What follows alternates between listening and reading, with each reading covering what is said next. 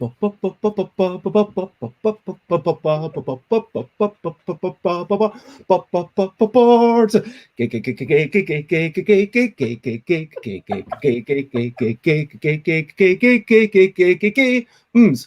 games, board games is what we're talking about. Board games, I'm not gonna shout. We are starting off this streaming with a little bit of singing, and over to this side of me is the That way, yes. person known as Alex Fanny Davis. That is their full name. We're talking about burlesque and comparing burlesque to a game.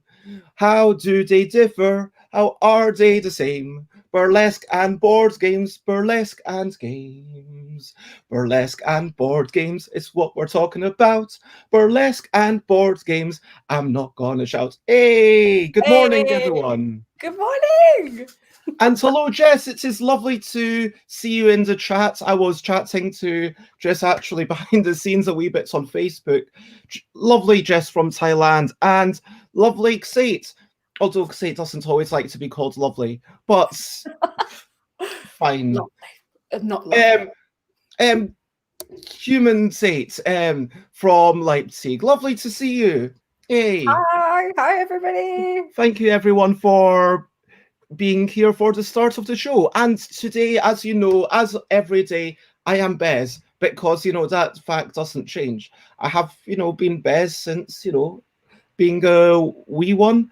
And since primary school, this isn't about the history of how I got to be called Bez or how I got to start blethering about board games, but that's what I do every day at 10 a.m. You know the drill. It is bedtime in New Zealand, so this is the Bezzy bedtime board game blether. And coming up today, we are comparing burlesque to board games with Alex Fanny Davis. Hello. And, hello, Alex. And what are your pronouns, may I ask? Is she? It she? Yes. And please. How do you feel when people call you they? Are you comfortable or uncomfortable with that? I like they. Okay. Sorry, I should have asked that before the show. That's all right. But yes, I had you on because we have a little bit of history. I can't remember how we met. I think it was some online person got us in touch through Facebook. It was at that club, the Aquarium, on Old Street. Oh, were you there? And then I talked to you. Oh, yes. Oh, my gosh, the Aquarium. So for those who don't know, I've talked about this before. It's the place where I played yogi, literally in a hot tub and also in a swimming pool. I don't think you were there while I was playing it in the hot tub or in the swimming pool. No. Have you played yogi, though? I haven't played, actually. Have you not? No. So basically, you've got cards that you put around your body, and if you play it in the water, it completely changes the dynamic, because normally it might be balancing a card on your shoulder, but if you're wet, the card just sticks because, of the water adhesive. But if you ever lower yourself below the water, whoa, these all floats away and instantly you lose. There's also cards that force you to contort, and it can be a wee bit more dangerous because you have to worry about drowning potentially. But yeah, it's anyway, so this was a club. There was the London pole dancing collective. Yeah, because one London of my friends Strippers Collective. Yeah, that's why I was there. My friend Poppy Cox was doing a performance, so that's why I went. And then you were there. Good morning. Hey, Alan, lovely to see you. And it's just so just to try to introduce Alex, and I'm glad that you reminded me of this. I actually, true story, I went from an event to that event later on in the night, and I was like, okay, I think I got a free drink, 2 free drinks, one from just some random person who might have been trying to chat me up, I'm not sure, and one as a prize for being one of the best dressed people there, which I was quite chuffed with. I mean, I had been at a board game convention earlier, so I was, properly in red. Not like today where I'm just, for the record, wearing kind of burgundy leggings. Yeah. It's not red enough. If I was at the convention, I would be red skirts, at least to cover the majority of these leggings, or red tights, proper red tights. I need to keep some cohesion of proper red. Proper red. And hello to Oracle. Oracle! Hey, Oracle. Is this someone from your stream, Alex? Yeah. Good friend. Good chiptune friend. Oh. So, yeah, like, yeah, that's how we met. Well, yeah, because I think we just ended up chatting. I can't really remember. And I was like, oh, I do video game burlesque. Like, and you were like, yeah. And I was like, oh, I want to do this. And like, yeah, it was like, I think we were just chatting because it took a while for the show to get started. And I was on my own. And there were some people who looked friendly. So I think I started talking to you. And then I went to Essen. I think this was in October, 2 years ago. Was it 2018? How long have we known each other? A long time ago. I definitely don't remember how long ago. It was a long time. I'm going to view your profile on Facebook to see how long we've been friends, if I can. Yes, that would say. That would say. 17. So June 17, apparently. Okay, cool. So, yeah, we, yes, and people are saying it's practically Christmas because of the red and green. Yeah, Christmas tree. Yeah, Christmas, amazing. I'm rocking around the Christmas tree with a little red and green. This is Alex, this is me. You know what I mean. It is coming up to Christmas, but it's still quite a few months away. 2 months and a half. It's getting closer. It's it's exactly 2 months today. Exactly. It's 2 months away. We knew. Yeah. And so that's October has 31, so it's 61 days away. Yeah, 61 days till Christmas. Wow. I mean, oh my gosh, wow. It's practically Christmas in two, not just in terms of the red and green, but also in terms of the time. That is. So amazing. I mean, I feel, should we get into a bit more of the history later on? Because I feel like there's a bit too I just want to remark on the fact that like it was so open. Like I was coming back from Essen and I was basically chatting to you saying, hey, yeah, this is something that I would like to do. I was basically saying, look, do you have any, articles about how to get into burlesque? I was expecting you to say, okay, here's a thing. This is, okay, kids, here's what you need to do. If you want to do burlesque, do step A, B, B, and then eventually, maybe you'll join my show. And then instead you were just like, if you want to do burlesque, come on, join my show. And I was like, how does that happen? Yeah, because I hate that it's like, oh, you need to go do classes, you need to go and learn. I think the only way and the best way to learn is to just get on stage and just start doing it, because you can't practice that at home. You can't practice that in a classroom with a teacher and everybody else watching. Like, you need to know what that live feeling feels like an audience of people watching you, like the MC going, okay, go on. Like, it's like, I think you just have to learn by kind of being thrown into the burlesque fire. That's how I learn, and I think it's the best way. But obviously looking and reading other people's, because I do recommend this book. Let me make you bigger. The Burlesque Handbook featuring wait, your audio's gone. I think he knocks out the wire. No, still can't hear you. I don't know. Oh dear. But whilst Alex tries to sort out their audio issues, and hopefully we will be able to hear from Alex again at some points in the future. No, I still can't hear you. Just keep shouting, Alex, and I'll tell you if I can. Yay! Hello. I can hear you again. What did you do? Something always goes wrong. Yes, so I recommend this book. I got bought this by my stepsister, who is a pin-up, 50s kind of pin-up model, now on OnlyFans. And this book's really cool. It explains kind of how Joe got into burlesque, and then it teaches you like classic moves, but then it's got a really cool bit at the back where it teaches you kind of how to come up with your costume, your theme, your idea.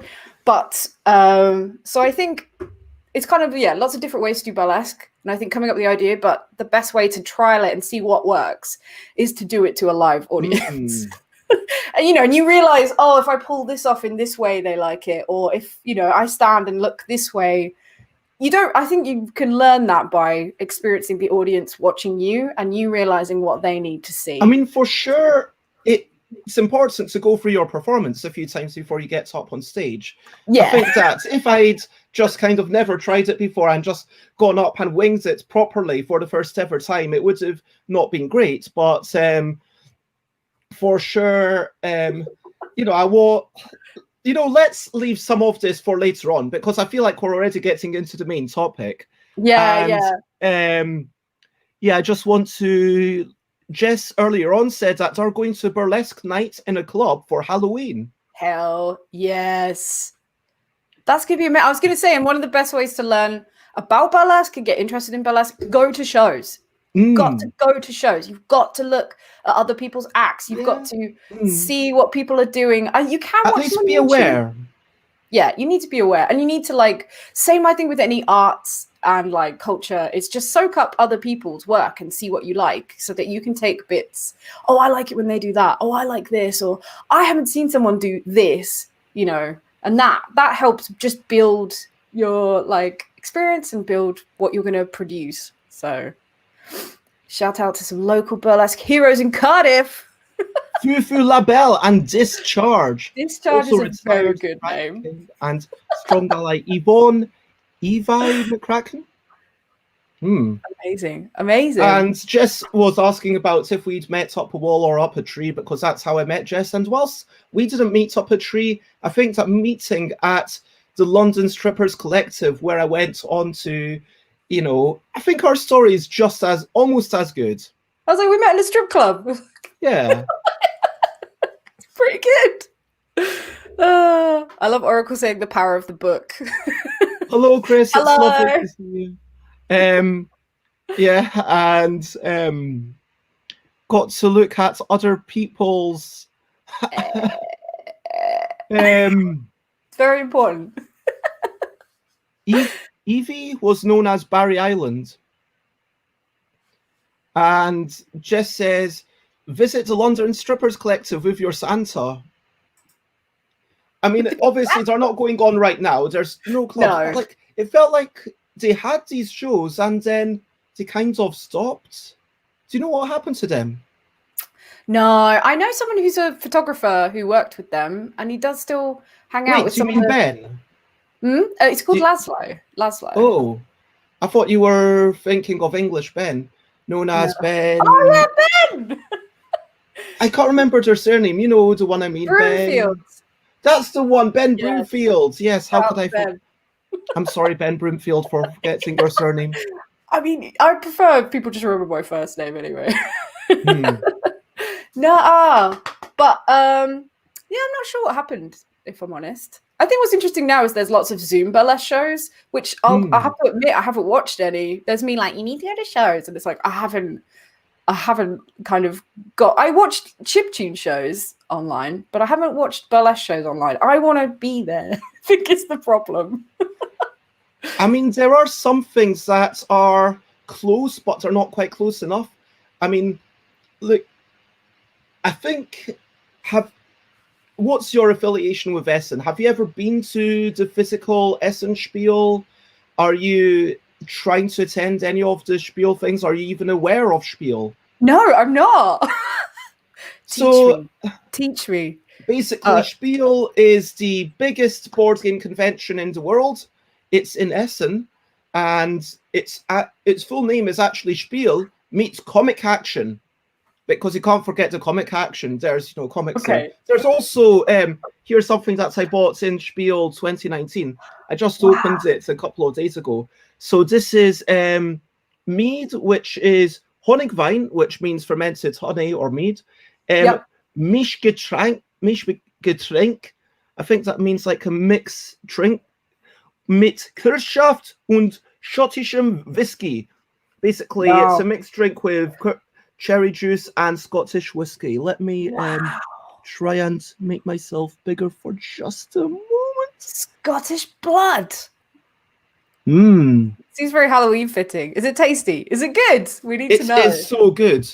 So you can tell how much I've drunk since Thursday, I want to say I opened it, because like it feels like, okay, Essen is such a big part of the year for me. I don't think you really go to board games in the same way. I know you're, and we'll get into like how many board games you actually play. I don't play a lot of board games. The last board game I played was it's like a presidential one. I can't remember what it's called, and you have like it's quite hard. I can't remember the name. I've got it on the side, but I can't. Sorry, I didn't see you pop in. Hello, Owen. Can't remember what it's called. My brain's gone. Not Crest, something like that. No, and I'll watch Shut Up and Sit Down because I quite like that show, and I like hearing them explain board games and talk about mechanics. But a lot of the time, I'm like, oh. I quite like games that are kind of quick and easy to play, where I don't have to read a huge manual. Oh man, sorry, I'm just looking at this chat and say, you know, how can you say it can't be good just because they added a lot of stuff? I mean, look, there is also eucalyptus met, which is just kind of eucalyptus honey fermented with nothing added. You know, the basic Metwasser, it's really good stuff. I mean, it's just because you add something to it doesn't mean that it's not good on its own. Do you say that just because you have cheese with crackers, it means that the cheese is bad?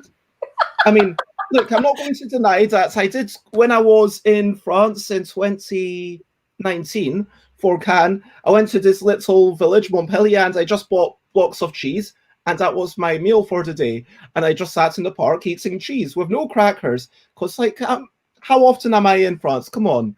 But, no cracker. No cracker. I feel like you just need to break it up a bit. No. Like, it's kind of, sometimes you don't want to. And I can get behind that. I can, but like, come on. It just feels like, why are you so against mixing stuff? Come on, Kate. Change is bad. Do not mix. Oh, so are we not sure who here likes Monopoly? Because I can't stand Monopoly. I think I hate all the drama and the politics. Yeah. Toria's in the chat. Toria, what was that game we played with Matt? Who's your P45? Lovely to see you. Yeah, we played that's Matthew. Matthew Jones is your P45. Coop, that's it. Coop. I was like, Crest? I think Coop is the last. Oh, yeah, we played 51 worldwide games on the Switch, which is pretty good. Hello, Toria. Meow. Oh, yeah, we were chatting during Alex's thing. Toria's here. Matthew's here. Loads of people are here. Hi, everybody. And Sate says, you might have later regretted the only cheese thing on the loo. No, I don't get that way with cheese. I might get that way with, you know, look, last night I had, I wasn't going to bring this up, but, you know, for those who don't like talk about, who like maybe blank your audio or something until I kind of take this thing off. But basically last night I had this one curry from Iceland, which it said it was a Carolina Reaper curry. It said it was going to be legit hot. Yep. And there's always a bit of curiosity in you. Now, I had this curry with a lot of rice and an entire package of yogurt, like an entire, you know, big pack of yogurt, and an entire cucumber just to try and take the heat off. And yeah, I'm still feeling it like it was. Anyway, that's funny. Sorry. And Kate is not against mixing things, just against diluting whiskey. Good board game. Bowmore. Yep. What's Bowmore? I don't know. Jess, let me know. And Bowmore. Yeah, Bowmore. Yeah, I don't know Bowmore. Do you like Monopoly, Bez? We need to know. And it's like 2 Alexes now in the thing. It's Alex me. I'm posting there, in the chat. And Alex's name. Sorry, there. But yeah. I know what you felt, Bez. I think your own means I can't handle hot sauce or hot spices. But yeah, look, at some points we should have like a big thing about just Monopoly, like an entire stream, like 2 hours, like just talking about Monopoly. I feel like Monopoly is a good game for 1930s. You know, for the time, for its era, I think it was genuinely a good game. I think that the original Landlord's game was an interesting didactic message, but I think that it was not fun to play. I think that the things that the Quakers added between the Landlord's game and the Monopoly, they added the set collection, which is like the only interesting part of Monopoly, because then that allows you to do the trading, which is like the only good bit. Sure, with people who play it without the trading or without the auctions, no, that's even worse than normal Monopoly. But people who say, oh, Monopoly, if you play by the correct rules, it's a good game, it's quite short. No, it's not. Like, look, there's a World Championship Monopoly, and even there, the games don't end. They actually have timers so that at a certain point in time, they just say, okay, we're going to stop the game. Whoever has the most money wins. And the fact that if you run a World Championship, and you don't run by the same rules that people are meant to run by at home, then I think that that's quite a damning statement about your game, frankly. Because sure, I can get behind Magic the Gathering, which has, okay, here's some extra rules about how you conduct yourself, and then you have to have that, look, don't be a jerk, basically. You need to codify that so that they can say, look, we are actually banning you, because at a certain point, some of the community does get a bit toxic. But look, if you want to have some game around it, like some system of, okay, Kitty Cataclysm, if I were to play that in a tournament, which I have done, it's like, you know, some number of points to the winner, some number of points to second, third, you know, that kind of meta structure, I can get behind doing that. But if you change the actual game, then no, that's a suggestion that it's just not a good game. It's overly long. And Jess has said that for people who don't mind giving up on a game, you know, halfway through, maybe it's not a bad thing, because I personally, if I'm playing a game, I want to play it the whole way through. But if you don't mind giving up on a game halfway through, it's still like, why did you start to some degree? I kind of wonder. Yeah, I just think it's not a good game. There's so many, but I'm almost overwhelmed by the amount of board games there are now. Went to Norwich recently for a little cheeky holiday, and there's a really nice toy shop there, and they have an upstairs that's just full of board games. You know, and you're like, it's like, I don't even know where to start. There's so many now. It's kind of amazing. And I have emotes, so you can get emotes. You have to have subscribers on Twitch. And yeah, basically, it's if I were to go affiliates, which would mean that if I go affiliates, I would no longer be able to stream on Facebook or YouTube at the same time. And also everyone would be subject to adverts, which at the moment I've decided, you know what, I'm just not going to go affiliates.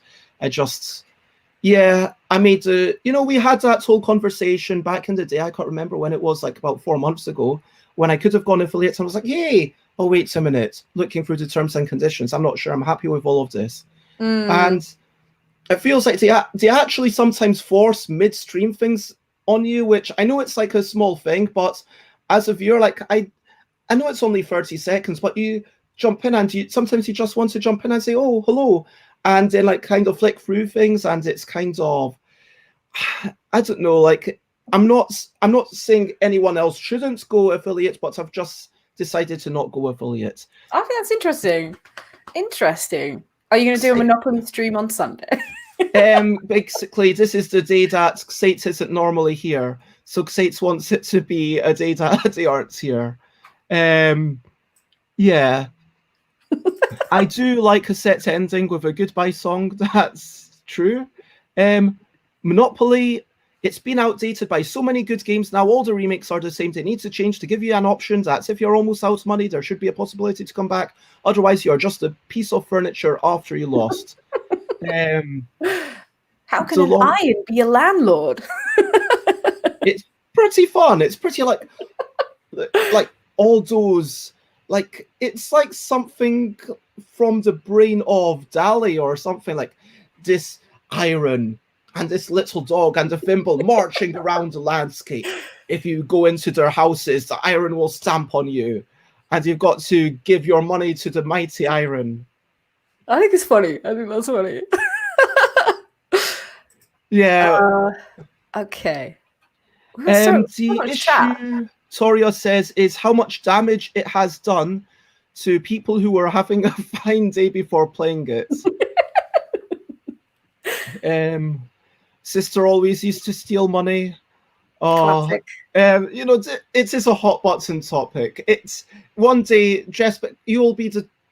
I need to have representation, so you can be the person who likes Monopoly, because I don't want to have just negative people. So have Jess on, have some other people on. Everyone's played Monopoly, and you know what? One thing that we can say about Monopoly, genuinely, even though I think that if we sent it to Room 101, I would be really interested to see what would pop up in its place, like Ticket to Ride. I think the world would be a better game. Sorry, I regret mentioning Monopoly. No more Monopoly. Toria asks, does Mario Party count as a board game? I think this is really interesting because, you know, people are talking about, you know, Jackbox Party Pack. Yes. So, like, in this day and age where you might play Wits and Wagers, let's see if I can. Oh, I thought the box might be here. I'm trying to see anything. Yeah, we were playing it last night, actually, the new one. Like, it's great. It's so good. Like, Say Anything is so similar to some of the Jackbox Party Pack stuff, but it has slight changes because Say Anything is built to be played on a table with you doing the rules. Obviously, the Jackbox Party Pack, you've got the enforced timer, you've got everything, you've got the commentary from the person. It feels like it's basically a board game. Like, where does the line end? I would say that Mario Party, there's kind of too much real-time interaction with that controller generally to be a board game. I think it's a board game because you have characters, you roll a dice, and you move around a board, and then I guess the mini games make it less of a board game because then you go into the little mini games. But essentially, the format is based on a board game, but it's digital. Is it the digital aspect that makes it kind of tricky? Jackbox is a kind of digital, collaborative, not board game though, but you have a screen that you all look at and contribute towards to make things happen for the game. So, and yeah, there's so much.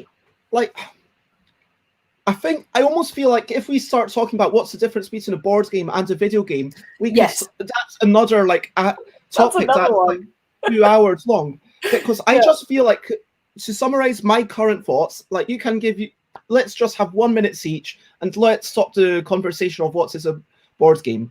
If we ask what is a game, I think that's a game is a set of rules that you agree to. So it's voluntarily. That's the important part. Okay. It's voluntary. And so you're not doing it because you have to get the outputs. It's not and it's about the focus being on the activity rather than the end goal. So I could turn my cleaning the room into gamifying it, but it's still work. It's still, you know, all about getting my room clean. But if I were to say, okay, let's jump up and down, like if I'm doing that for exercise, that's kind of more of work. If I'm doing it for the enjoyment of the activity itself, that's more like a game. But it's once you've agreed to the rules, and I would say, that's to me it. Whereas a board game, to me, there's a few key differences between a board game and a video game. Firstly, it's that in a board game, you know all the rules. So the rules, you have them, and then you kind of apply them to the game. Do you know what I mean? Like, you are the enforcer and you are the judge, whereas in a video game, it does that judging for you. Yeah, I like the idea that the game sets the rules for you. And with a video game, you can't flex and change. If anything, I thought a board game, you could flex and change it, which is kind of what we were talking about with Monopoly, which is kind of really interesting. Because like a digital Monopoly, you can't steal from the bank. So I would absolutely 100% agree that, to me, a board game is just any physical game like that. I would agree with that. Since we're talking about Twister, if you don't know it already, please do check out Yogi. It means that there's much more variety. Anyway, so I'm going to post it in the chat for those.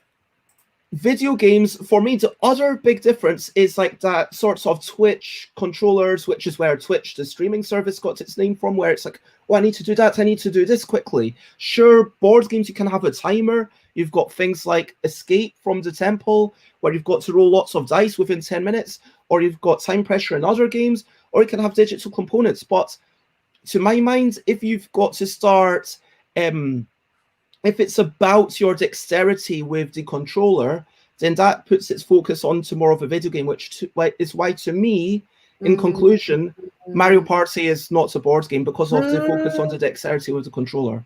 Yeah, I agree. That was good. Okay, so no, come back. Are we done with that topic? No, because I guess let's talk about burlesque. I guess I felt like it'd be fair to just try and explain burlesque, which is not particularly easy.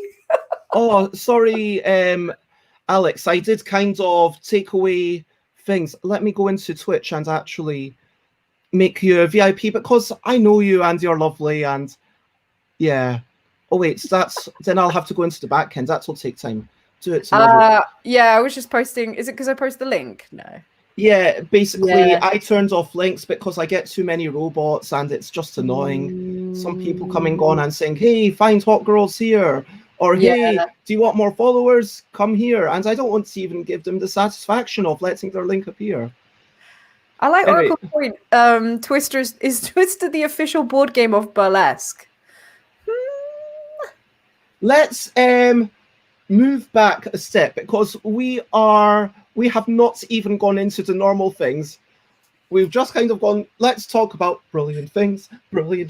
What's a little thing which is brilliant? Bicycles. I'm down with this. Yeah, bicycles are great. Bicycles, I thought it would be fun to link into burlesque. Bicycles helped with the emancipation of women. So bicycles gave women, I don't know what time when they were built, they allowed women to be able to get out on a bike and cycle, kind of suffragettes time. And I love that about bicycles, that they're a low barrier to get you out and about. You know, it's not like a car. They're quite easy to maintain. They're easy-ish to store. And yeah, bikes are great. And there's so many different types of bikes now. So I know with... you know, you want to say... you're part of this group, like Look Mum No Hands, right? Yeah, so I work for Look Mum No Hands, which is a cycling cafe based on 49 Old Street in London. And we do coffee, bikes, beer, food. So the concept is it's a cafe, a really, really nice cafe, but it has a bicycle workshop in it. So we have fully trained, full-time mechanics that can fix your bike. So we don't sell bikes, we fix bikes, which I think is even more important about bikes is if you maintain your bike's going to last for a really, really long time. So shout out to my friend Jenny, who runs the London Bike Kitchen, which is a do-it-together bike workshop. I mean, currently with COVID, it's not operating the same way, but they teach you how to fix your bike. And I think there's that element of knowledge and like power of like owning something and knowing how it works and being able to ride it and like knowing your bicycle. There's so much about bikes that I think are just so great. And shout out to Wheels for Wellbeing. They're an amazing charity that have all different types of cycles. So bikes, you know, bicycle normally is 2 wheels, but they have all different types of cycles with 3 wheels and 4 wheels, hand cycles, so that anybody, it doesn't matter who you are, can actually get on a bike and ride. So I think they're an amazing charity. And I think, I mean, I don't want to get into too much, but I think the problem with our cycling infrastructure is they don't have enough space for all different types of bikes, like cargo bikes and like hand cycles, which are bigger. And I think the more opportunities for people to get out on their bikes, the better. It's going to be better for everybody, I think.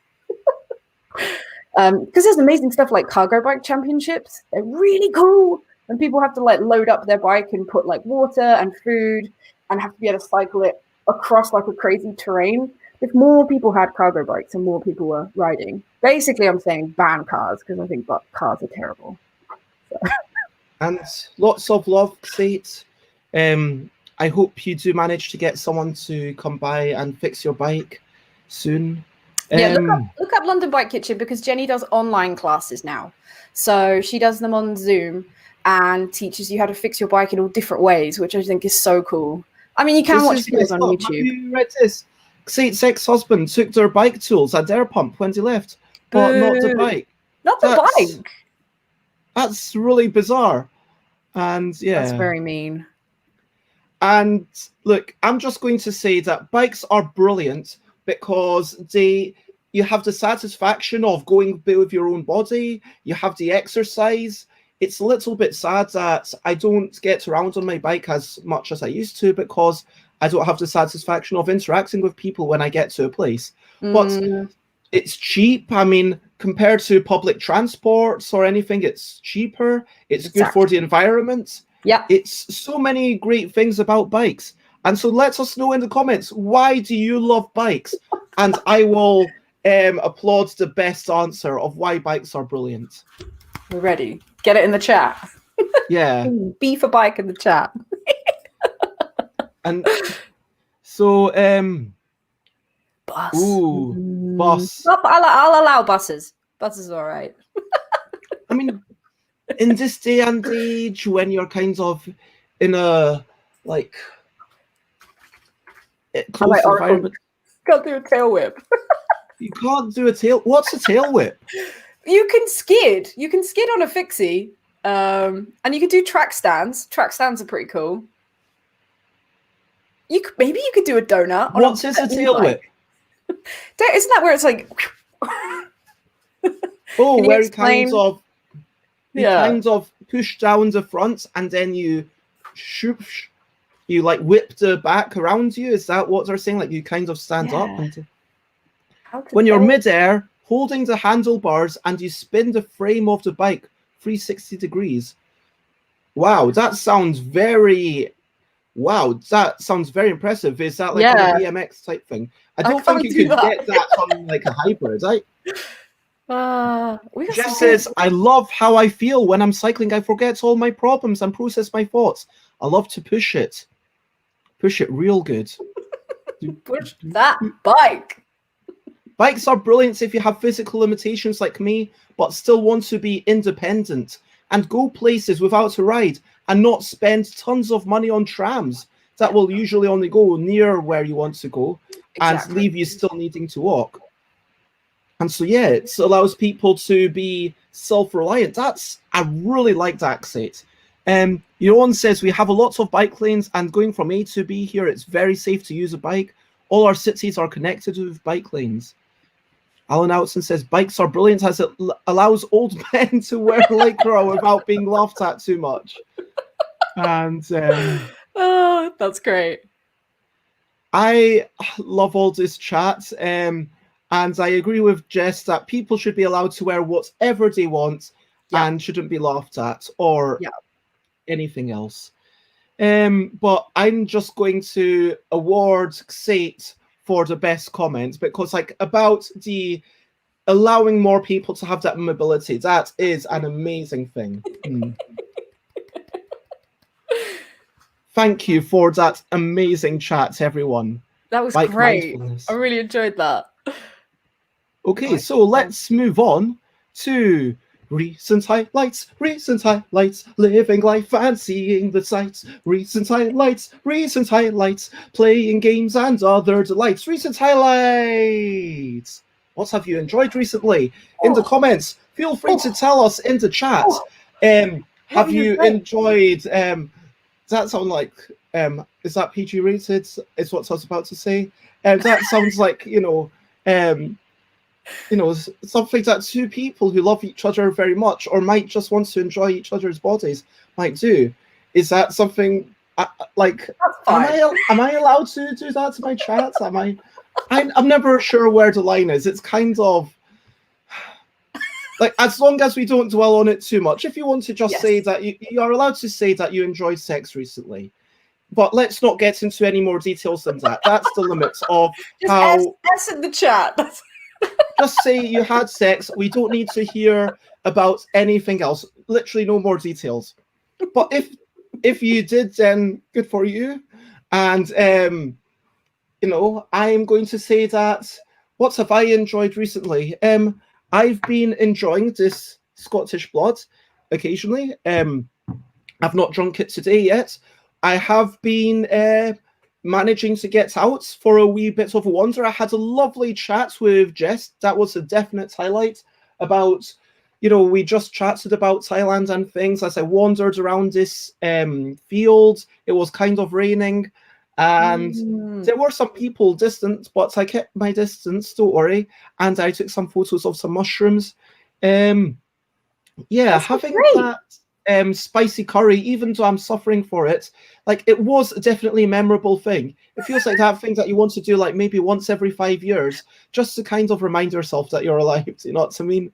Yeah, But, bit of spice, make you feel alive.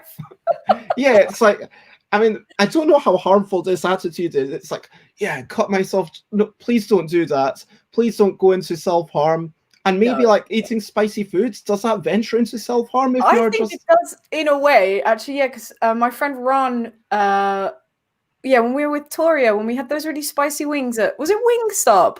There's an element of the kind of, when you eat really spicy wings, like sweating and the pain, and there's like an adrenaline rush, I think, from spicy food. So I'm not sure if it's harming yourself, but it's doing kind something of that like... seems painful, but there's a joy in the pain. Yes, that is something that I have already heard as well. So sorry, yeah, was it?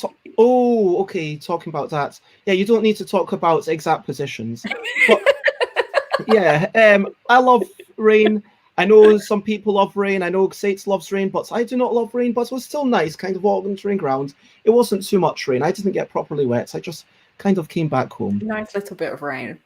And yep, Jess is confirming what you just said.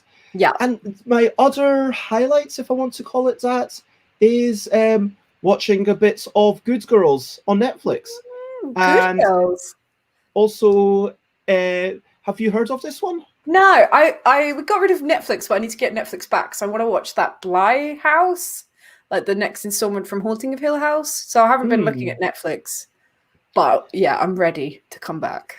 I mean, I don't know if it's really much of a highlight, because honestly, it was just a thing that I did because I was really low on energy and just kind of to just put something ignore on. how rubbish Spiel feels, because when I try to engage with it, it's just confusing.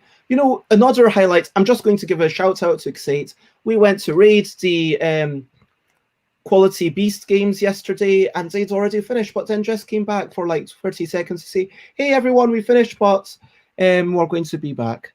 And yeah, Emily in Paris, finishing it was not a highlight. Oh God! Do you know what? I watched that. I watched that last was a highlight, weekend. but finishing it was not a highlight. I mean, I just felt like at the end, it's I so really bad it's good. It's bad good, I think, Emily in Paris. I was disappointed by the lack of conclusion. I just like a nice little ending that wraps things up. No, and there'll be another season. That's why they did it like that. Yeah. They want to leave you on edge for... Yeah, but... Yeah,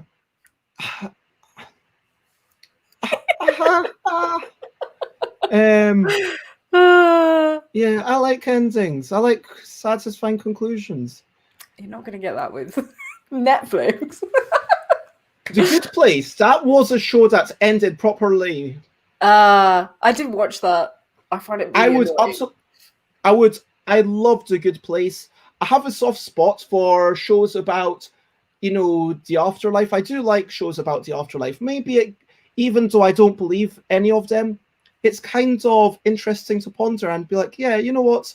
We don't really know. And probably none of this is actually true, but,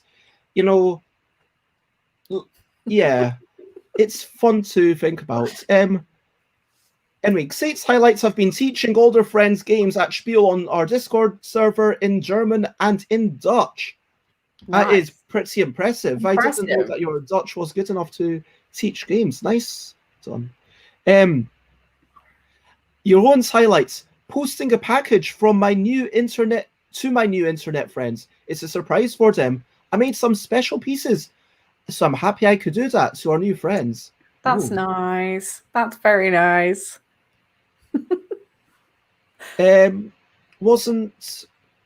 Wait, is this about Emily in Paris? Was the second season cancelled? I don't know what you're talking about. Alan's still angry with the ending to Lost. To Lost. God, that was a while. That was a while ago. But fair, if you're still passionate about it. Yeah, look, I agree with you. It wasn't trying to be a documentary, but it's just fun to ponder. Oh, so apparently this is the fun part, that Sate's Dutch is not good enough. So everyone just who can speak Dutch tunes in to hear some really bad Dutch. I just know lekker. I mean, look, I'm not saying that I don't like Emily in Paris, and I'm just saying I was disappointed by two things, okay? Firstly, Jess told me that they were learning French via Emily in Paris, and so I had a slight part of me that was hoping that there would be a lot more French. Do you know what I mean? No, there's no. And so it's a really bad show for learning French. If you want to go into that show and learn French, it's a really bad show for that.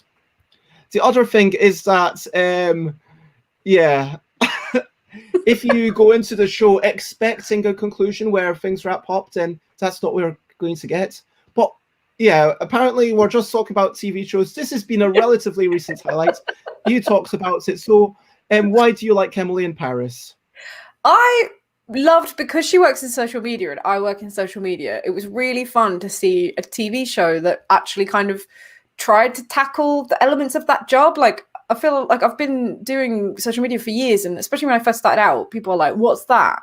You know, and so much more now people get it. People understand you need to have a good social media, good branding, blah, blah, blah. So watching her like traverse people that don't give a shit about it was so fun, and I really connected with that. I was like, yes, Emily, and you're like, I think we should be doing this, and we should be doing that. And all the people, I liked that they used kind of France as an excuse for people not being interested in the social media, because I think if it stayed in America, that, you know, that kind of conflict wouldn't have happened.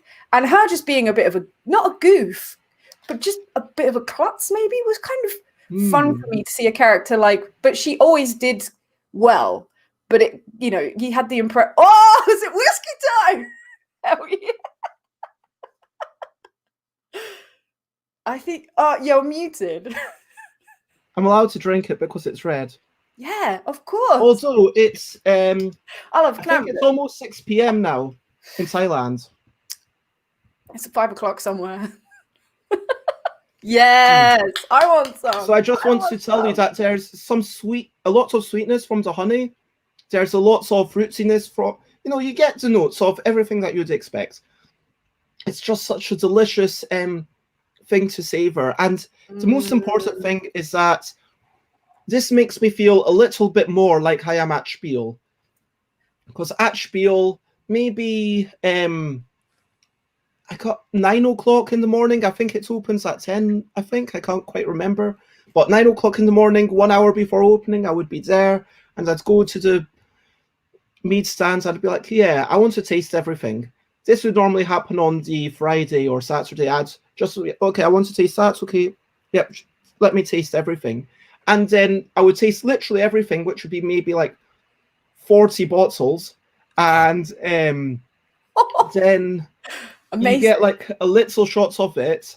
And then afterwards, it's like, okay, these are the bottles that I'm buying. And then I buy maybe 7 or 8 or 10 bottles that do me over the next year. So I've still got 3 bottles in my cupboard, I want to say, from 2019. I'm going to be honest, when I knew I probably wasn't going to go to Essen this year, when the outbreak started, I was like, okay, I'm going to hold on to these a little bit more carefully. Do you know what I mean? Savor them, yeah. I could get to delivery, but that feels kind of like cheating. But anyway, that's my brilliant thing. But what are your recent highlights? Tell us, Alex. Don't just talk about Emily in Paris. What's our other? I had a really fun time playing Going Under, which is a game on the Switch, and I kind of got obsessed with it. I haven't been playing it much anymore, but it's a dungeon crawler because everybody's playing Hades. If you've seen people talking about Hades, it's like that, but it's satirical. It's based on failed tech startups, which is really funny. It's got a Tinder level where it's called Winky Dink, and they make a dating app, but you can only speak to each other via like I always want to say emotes now, but emojis. It's a really great game. It's like so much fun. If you've got a Switch, if you want to play a new interesting game, get Going Under. The dialogue in it is so much fun. I had so much fun like reading the characters talking to each other and playing the game, and I haven't had that for ages. So that was a really, really fun highlight. And I wouldn't even say like Friday night, just drank a load of really nice wine. It's really nice. You know, and you're like, just needed it. Just needed it. There's some of my highlights. And streaming. I did some great streams like last week. Did a really fun like made Halloween costumes in Animal Crossing. Played Phasmophobia with my friend Bunny, which is like a ghost hunting game. And Thursday night I played Pacify with April. She was just screaming at me. It was really fun. So yeah, I've had a really good week actually. It's been a really good week. There's been some people who've said, you know, Jess is talking about just drinking in the airport. In lockdown, you're basically in the airport, but your flight's very delayed, so drink whenever you want, but don't take my advice because since and Johan says it's not a great thing, and people are agreeing it's not a great thing, and Johan admits they have to be careful too. But be careful, friends. Look, I don't want to glamorize drinking, and you know, obviously I have had people in my life who have had serious alcohol addiction issues. I think it would be okay to say that one of my ex-landlords was a serious alcoholic. I'm not going to say which one, but you know, some people will know. But yeah, it's kind of when you see someone and they used to binge, so they would kind of be perfectly fine and normal for normal. No one's normal, but for like a while, and then like they'd end up drinking maybe a bottle and a half a day of whiskey, like hard spirits, like for about maybe a week or so, and then they'd be basically in their own bed or in front of the TV, like pretend. It was not a good thing. They are recovering now. I hope, you know, positive things. They've been good. Obviously, like, look, this is how much I've drunk in the past Thursday, Friday, Saturday. So it's not, it is 10% volume, but it's not like that much. And yes, I'm drinking in the morning, but I'm not drinking you know what I mean? Yeah. Just, please look after your liver, friends, says Toria. It will look after you. Everyone, please be mindful of what is good for you. And people should try and control their drinking over the lockdown. There was a video warning about that here for expats who might be very isolated and drinking more, and who might pick up habits that might stick. And I'm sorry to hear this. Lots of love, Johan. Please make sure that you keep it in check. And for me, it's something where, I don't know, look, we've talked about Essen. Johan made some comments about it being difficult to navigate. I would love to have a panel. Michael's agreed to come back on the 3rd, I want to say, whatever Tuesday that is. So some people from chat know Michael, a lovely person from Hub Games, and they're demoing stuff at Digital Spiel. I say Spiel because it doesn't feel like Spiel. That's the point. Do you know what I mean? How can you replicate this big convention that's 200,000 people in a digital format? Yeah, you can't. Yeah, you can't. Not the same. It's just not the same. And it's just immensely sad. And so I'm going to have them on. I'm going to have Alan Paul on. I could invite potentially Xates if you wanted to join. And maybe Tally. I mean, that would be more people than I've ever had on before for a discussion, 5 people. But yeah, Xates, this is your official invitation if you want to join. I would like there to be at least one person who actually enjoyed Spiel if I can find someone. Because and of course, Xates is in a new kind of role, which will be quite interesting. Boom! Xates is joining. Yay, you heard it here first. I mean, it's not like it's big news. It's news about the stream. Of course, you're going to hear about the stream first. But yeah, it's just really difficult, and I'm going to get into that a little bit more in a week and a bit.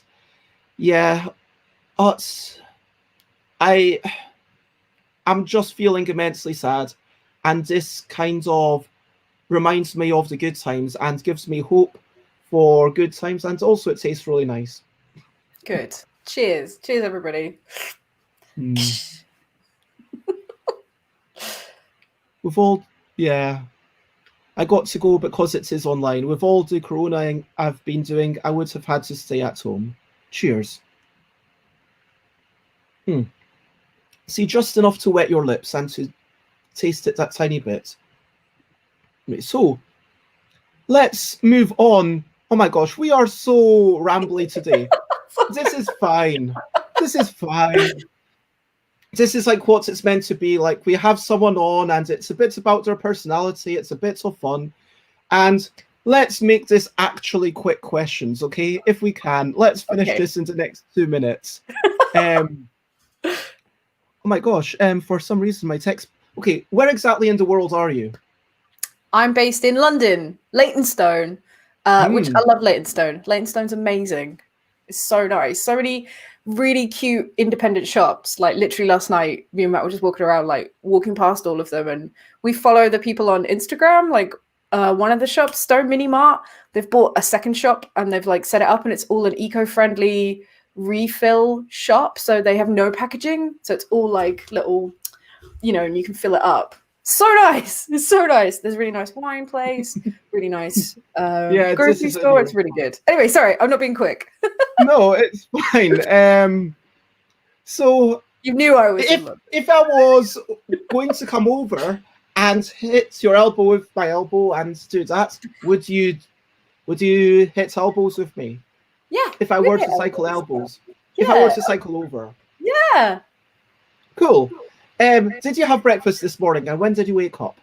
I didn't have breakfast, and I woke up at like 7, I think. Our neighbor's cat came in, and it came on the bed, woke us up. Leon, shout out to Leon. I think I've got a photo, if anybody wants to see a nice cat. Ooh. Hold on. I think it's everybody. Oh, because he's like a little black cat as well. Look, can't really see, like a shadow. Look, you can't even see his head. He's so sweet. So yeah, kind of sharing the cat. Okay, so the next question, what are free games that you love? If you can say free board games. Board games? Yeah. Were we saying Twister is a board game? Yeah. Anything that's physical components. Twister's good. Am I allowed to say not like sport, not football. That's clearly not a board game. I don't know where the line is between why is Twister not and football. I mean, why is Twister a board game and football not a board game? I'd have to think about it a bit more. But what's the one with the like the donkey and you put stuff on it? Oh, what was that? Oh, Buckaroo. Yeah, I love Buckaroo. And I mean, I'll maybe just go classic and say like Battleships. Battleships is pretty good. Okay. And like, did you not find Battleships to just be a bit random and frustrating? Yeah, I think with someone else, it's really fun.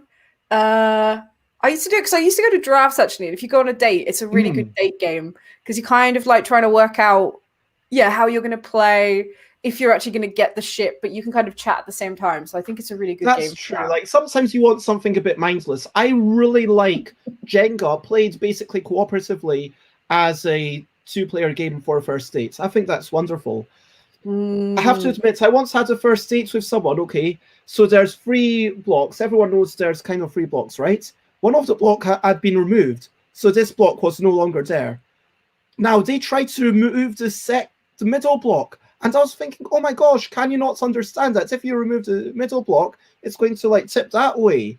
Yeah. I was just thinking, what's going on in this before? I really like down by in Hackney there's 4 Quarters bar and they have a really big Jenga, you know, like the massive, like an outside Jenga. That's really fun, except dangerous when it does fall on you. You ever play Battleships in real life? Yeah, it's fun. I think it's fun. You know, I'm going to say one time I was in Thailand, okay? True story. And we started, my gosh, I wonder if I still have this comic at my parents' house. Because I used to do these daily comics, which was like maybe just one drawing. So it might be like just one panel comic. But so it was basically, okay, we started playing Jenga, and then someone puts it in a weird angle and puts it upright. And then we started turning them into buildings, if you know what I mean. So it's like Jenga Okay. Extreme. So like we were just kind of taking the blocks, and I think it must have been like 2 boxes worth of blocks on top of each other. So we kind of just started having more and more rickety stuff. It was, yeah, so lovely. Anyway, so yeah, unless anyone else has any super quick questions for Alex, let's get. Oh, that sounds a lot of fun. Yeah, Giants games, so much fun. Yeah, and Connect 4. Connect 4 is good. And actually, I beat Matt when I was playing Matt on the Switch game, and that was pretty chuffed about that. Life on the edge. Life on the edge in Thailand. Extreme Jenga. So let's get to the main topic. And as we get to that, feel free to comment, ask questions, follow. We'll try to talk a bit more about board games and burlesque going forwards than we did before. But, you know, we might have tangents because it is a blether. It's not, you know. Oh, Toria, I've got a Kinder Egg to have, but I'm just not feeling hungry at the moment, if I'm honest. That's why I didn't have breakfast. Now, leftover curry. I want leftover curry on toast. But, and I've had a Diet Coke, but yeah. Yeah, Kinder Egg. Yeah, well, we don't have 2 hours left. It's not a 3-hour show. It's still just.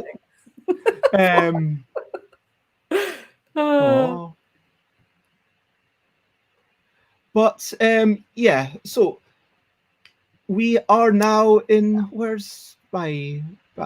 So look, we're just.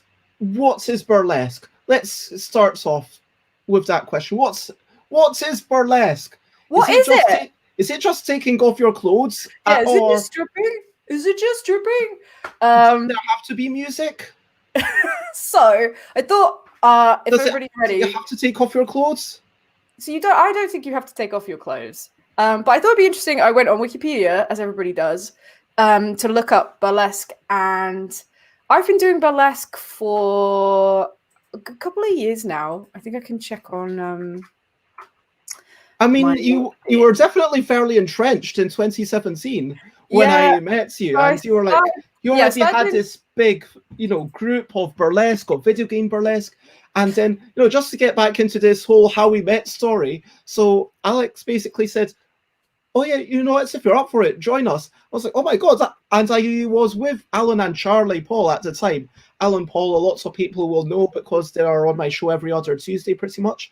But yeah, it was just like, wow, this person's actually inviting me, and I was trying to make sense of that. How you gave me so much trust, like, to be in your show. Do you know what I mean? So I've been doing it since 2012, so 8 years. And so my niece, it used to be a Suicide Girl, those kind of alt models, and she was really interested in 50s and pinup. And I was living with her at the time, and she was like, "I want to do burlesque," and I was like, "Okay, cool, me too." It's like, so I was working for a co-working space at the time, and we set up a meeting. And we just kind of broadcast it and shared it. I was based in Colchester at the time in Essex. We were like, anybody else that wants to do burlesque, we're going to form a troupe. Let's do it.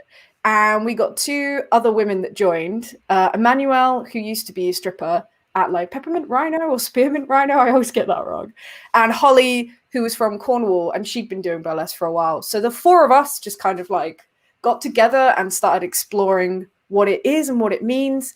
And I think the thing I connected the most with, just looking back at the history of burlesque, the word is from an Italian word, which means mockery. And kind of the origins of it is caricature, parody, travesty, extravaganza in the Victorian era. And burlesque used to be kind of like making fun out of things at the time. you know, making fun out of politicians or the news or the world at large. So And I you feel dress like up as a politician and yeah, take and off your clothes? well, there wasn't really stripping then, so it was more Oh. cabaret and it was more pastiche kind of comedy, and it kind of that was around like 1860s, 1940s. 1940s is when it kind of went across to America, and then that's where the strip element and the nudity was combined. But I think the elements of burlesque is always about telling a story and expressing yourself in a humorous or sexy way. And a burlesque routine doesn't have to have an element of taking your clothes off. It can actually just be coming out in a costume and then doing different moves and dances, because it kind of stems with like go-go dancing and showgirls. So it kind of has all these different things going on in it. Yeah, Suicide Girls aren't around anymore, and it wasn't a good thing because the girls had to hustle a lot. So, I mean, it's a bit like Twitch, actually. That you would have like your account online, and then you would have to try and get people to sign up to support you, and you had to do all your own photography yourself, and you were just allowed to be on the platform. So yeah, Suicide Girls was one of those things where it had a prestige element, but actually if you wanted to be one, you had to do all the work yourself. And it's like, why not just be a model? Why not just get on OnlyFans now? Like, but I think it's really interesting, things like that crop up all the time, where you have a system that allows you to do something when sometimes I think you should be able to just do it on your own. So, well, yeah. I mean, it's a weird one because I'm not familiar with Suicide Girls. Like, I fleetingly, you know, on the periphery, but like sometimes saying, okay, here's a platform, like, sure, you might be able to do it via another thing, but it's like burlesque. You know, if you hadn't invited me to join the burlesque, sure, I could have, in theory, invited my friends to come over and done a burlesque night for them. I could have done the practice. And honestly, I do think that I know what you say about getting up in front of an audience is the best way to learn, but I feel like I learned a lot with just listening to the music, thinking, okay, what am I going to do? Making that Bomberman head, trying to dance with this cardboard box on my head. It's actually surprisingly difficult. It's actually quite hard. Yeah. Making sure that the box doesn't turn around, and so I'm actually able to see through the little eye holes. It's actually adds to the challenge. I'm just going to say that. And I can't lift over clothes over my head, which is something that I didn't really properly consider. So with the vest, I had to have like a specific vest, which I could sort of take off that way because it was oversized enough, if you know what I mean. Anyway, so like listening to Firestar, like having that idea of, okay, how am I going to do this? Maybe I could be the white Bomberman. Oh, I don't have enough clothes. And then like saying, you know, if you have a lot of red clothes, why not just be a red Bomberman? I was, well, of course. Why didn't I think of that? But I just wanted to be, you know, the stereotypical white Bomberman, which possibly says something about racism. I don't know. Am I reading too much into it? It's weird that that's like the main Bomberman, Shirobon, isn't it? Shout out to Shirobon. I mean, Black Bomberman is the second Bomberman, and then he gets all the other people. Bomberman tangent. Yeah, so actually I want to talk about so then when I started doing burlesque, because we formed this group together, we did scratch, we called them scratch nights, which were inspired by what comedians do, which is the opportunity to just come and try out your concept and your idea. And we hosted those for other people because we wanted to cultivate practicing and cultivate giving back feedback. Like, it's really hard to practice a routine at home. Almost like an open mic night for burlesque. It's like an open mic, but for burlesque, yeah. And it was great because we would do routines that we were figuring out. You know, you're like, I don't know if this translates well. Like, does this make sense? And allow other people to come and do the same thing. Because I think with burlesque, like, people are tantalized by it. You know, it's interesting and exciting. And if, you know, you want to get a thrill or a high in some way, if you're a hedonist, it's a great thing to do, but it's really hard to practice. So yeah, I miss doing those because that was a really great way for me to practice generally, but allow other people to come up and try it, because you don't know if you're going to like it until you actually try. So and there is for sure like lots of skill in taking off a glove, you know, in a elegant way, or in a way that fits the tune. Different types of ways that you can take your glove off. You can stand on your glove and pull it off with, you know, standing on it. You can kind of put it under your arm and pull it out. And, you know, there's so many different ways that you can take your clothes off. It's really interesting. And like, it's not, as you said before, it's not just about taking your clothes off. There were people in your thing that were doing a reverse burlesque where they were actually putting clothes on. So they were, and there were people who were going off and doing like a funny performance, and there was a bit of comedy to it. And it's theatrical. Yeah, it's theatre, it's cabaret, it's performative.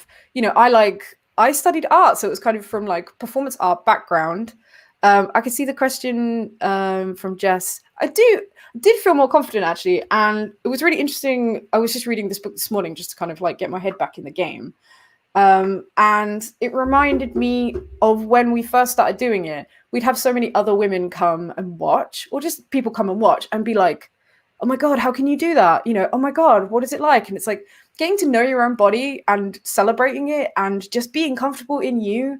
I think sometimes with burlesque, that's what's sexy. Someone actually just being confident and happy and showing off what they have, and other people being allowed to like enjoy that. And the main things with my shows was I'd been to so many burlesque shows where you just sit in the chair and watch an act and that's it. And I really wanted to have that element of play and that everybody else is involved. And that's why we had the games, because I wanted people to be able to come up on stage and join in, you know, and be a part of it. And it not just be us, the performers and the crowd. You know, it's like, and like with inviting you to perform, you know, and you're like, we're all just people. We're all just performing. Like, so, and I really wanted to just champion that anybody can do it. If you don't want to do it, you don't want to do it. And that's cool. Yeah, absolutely. It's not, look, there's never pressure, whether it's board games or burlesque. I think that's one thing that they totally have in common. You shouldn't be pressuring people to do it. I can't remember who it was, like the other, I think it was Dan and Cora, who Dan was saying, look, you know, don't pressure your wee girl to do board games.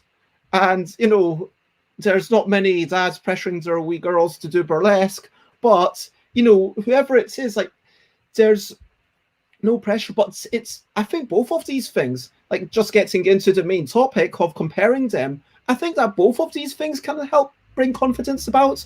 Because, look, I have heard someone who make a slightly nasty comment, I'm just going to repeat it, saying, oh, that person shouldn't, why are they taking their clothes off? They're a bit fat. And it's like, really? And like, that's not cool at all. No. And it's like kind of, but with burlesque, most of the crowd is really supportive and lovely. And everyone there is appreciative of, you know, the fact that we do have these imperfections. Like right now, I'm just going to say, yeah, I've got a little bit more of a belly than maybe I did in February, but you know, it maybe lockdown, baby, it's lockdown. Yeah, and seeing your point, Jess, like I thought it was really important to have different body types as well, because it's so frustrating when you go to a burlesque show and they're all just like toned, kind of muscular people, when actually I think burlesque and bodies, you know, it's all about all different types of shapes and all different types of sizes. And like I'm a big advocate and supporter of body positivity, I think, but I don't know if that's the term anymore. But the more we see different body types, the more we're gonna not get used to it, but allow to be like, oh, okay, cool. Like they look like that. Like, oh, okay, I like that. And oh, that looks good. And like I said before, like just someone enjoying themselves and, you know, being on show, you go to I think I liked what you said about we're going into an agreement where we're like, we both agree we're into this and we both agree we're having fun. And that's kind of a similarity to burlesque and board games, because in board games, you have like this magic circle where you say, okay, these are the rules, that this is and with burlesque, it's saying, okay, these are the general rules that now, yeah, and absolutely 100%. And this really ties into, I think, you know, something that I really appreciated about show me your moves. Yeah. But so much. I should actually get the Twitter up just to show some of those pictures. But yes, yeah, people can watch a video. I really love that video. I think it's a really good one. of the show. Like, I was getting to like a third similarity, which is of that magic circle. That when you're in the board game, it's like, okay, this is a safe space to lie. You know, if you're playing Coup, which people mentioned earlier on, or One Night Ultimate Werewolf, which I particularly enjoy, that's a game where you're lying to your friends, but you've kind of all agreed to that. And that doesn't mean that you're a liar. It just means that within this context, this is what you're doing. Now, within burlesque, you're kind of accepting that this is something that's going to happen. That yes, there is some sexuality to it. For sure there is. There's sexuality in dancing and in so much that permeates our life. And you can't divorce everything from the real world consequences. You can lie in a game and still upset people, and people are like, what? You weren't? Oh my God, I can never look at you the same way again. But by the same token, being someone else, yeah. What? It's like you've entered into this set of alternate rules. Do you know what I mean? Yeah. And I think burlesque and burlesque shows, and what I wanted to do with Show Your Moves is just create a night where, you know, when you go to like an experience and everybody's like, okay, like this is kind of what's going to happen tonight. It's going to be safe space. It's going to be fun. You know, we're going to see some bodies. We're going to see some things. But ultimately, it's all about play, because I love video games, you know, and having fun and putting yourself in a situation where you're with other people. You can't really kind of create that on your own, and working with other people. You know, and I loved that we had so many different types of performers and all different types of games, and that was quite a lot to juggle. And that's what made it so much fun. And the fact that other people signed up to it just made me know that it could exist. Because from doing burlesque, I was like, why couldn't we be like Mario? Why couldn't you dress up as like Pikachu? Why couldn't you? People are like, oh, you can't do that. You're not allowed to do that. You know, it's not traditional. It's not what burlesque is meant to be. It's like, actually, it can be that. Why not? So I had the thought, I think people are going to be up for this. And the Kotaku article, it's a real shame that went down, because I was really pleased with that. I really felt like someone finally got it, because I had a review from the first show that we did, and it got slated. Good morning, Alex. Good morning. And yeah, so Alan asks, is it all dance-based? Is there also singing or speaking? That's the joy of burlesque. It can be any and all. You don't have to dance. You can sing. I really enjoyed. I did a routine as Chop Chop Master Onion from Parappa the Rapper, and I sang for that. So yeah, sadly we had to stop. We didn't do the last one. Bowser! Oh, so pleased with this. Break the internet. It's like a mixture of cosplay, and there was like a wonderful video montage to start this off. This was so good. Yeah, that was so good. Yeah, because I think if anything, video game burlesque is more cosplay. But the cosplay, you don't obviously do a skit or do a performance. Yeah, like the Grim Fandango bits, like where there's the whole like there's different styles of dancing, and burlesque is just about the tone, about the subversion, about the comedy. But you can bring so much to it, which is exactly like board games, because in board games you can bring so much to it. Do you know what I mean? Yeah, exactly. Playful, really playful. You can either make it, really serious. You can make it really sinister. You can make it really goofy. Yeah, burlesque is so similar in a way that it's so broad. It could be so many different things. It's whatever the creator, wants to do. Yeah, shout out to Lady B Phoenix. She's been doing loads of online shows, which slapped my wrist. I need to be watching. I'm gutted that this one didn't happen. But she was going to do what's it called? The game. Have I written it there? Yeah, Death Stranding routine. We were going to have the baby. That would have been amazing. Oh, and Jess has sent a link in the chat. Because yeah, that's our first ever teaser trailer that we did. Man, 2013. Blast from the past. But let's watch the Show Me Your Moves one, because I love that video. And shout out to my friend Jacqueline. She took photos for us. We got a filmographer to help us. So this was the first ever show we did. And Sate says, next up, board That's game Jade. burlesque. Like, let's talk about, could you do board game burlesque? Like, could Yes. you dress up as Caverna? Could you dress up as a Agricola?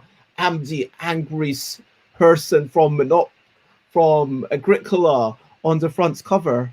But for sure, there is some things. And, you know, I sent you a couple of links where people are already doing things. There was, people have done burlesque based on Risk or Clue, and Clue's a really easy one because the characters there are so recognizable. Do you not think? Those are probably amongst the most recognizable board game characters. I thought that was so cool. So it was a burlesque show, but it was Clue, which is amazing. And you had all the different people like Professor Plum, Miss Peacock, Mr. Green, Miss White. I was like, that's so clever, because I've been to murder mystery burlesque shows, and you have all the different acts, and then you have to guess which act killed whoever at the beginning, which is fun, which is fine, but I'd love it to be even more interactive. Like, I know you sent me, there was like a D&D burlesque show, or just based on board games, and I was like, amazing. Like, imagine playing a board game at a burlesque show, but the performers, it's like got an element to that. Yes, Toria, I think someone's done that. Maybe? I think that's a great idea. Twister burlesque would be good. Yeah, that's an old idea. Just let this play rather than... so this is the trailer that actually shows some of the show me your moves thing. Although I will put up links actually to this stuff in the Twitch chat. Bayonetta routine. And then I was the bunny from the Badge arcade game on the DS.